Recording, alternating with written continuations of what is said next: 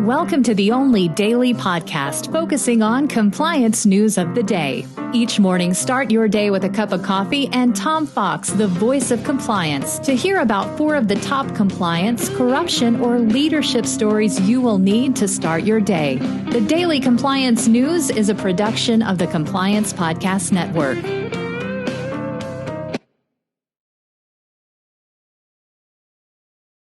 February 6, 2021, the SFO Hands Spanked edition.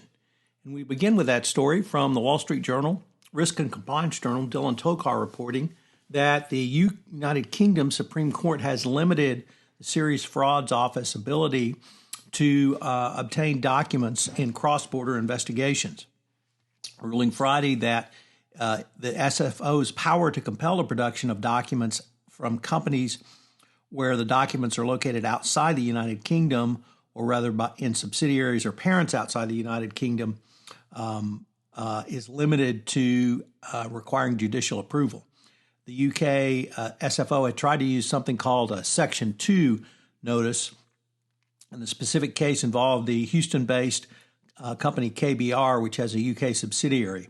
The Serious Fraud Office wanted documents around the Unaoil matter, or Unaoil, that KBR used as an agent, and these documents were located in Houston.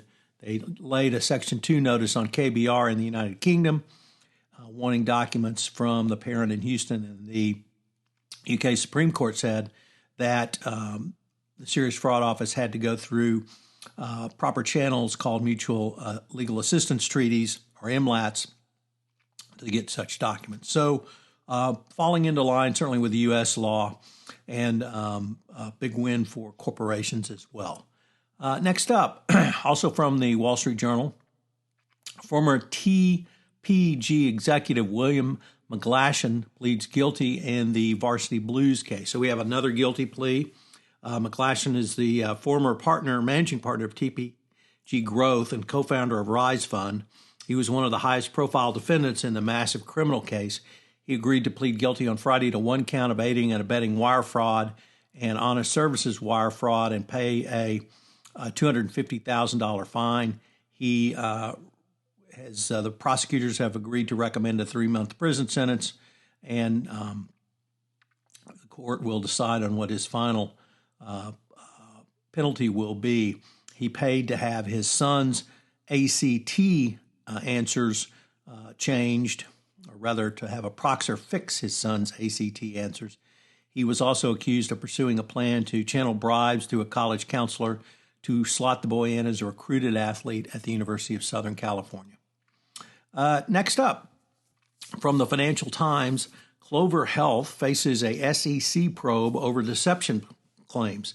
The healthcare company, which went public last year, revealed it's under investigation by the SEC after a short seller report alleged its culture was rooted in deception.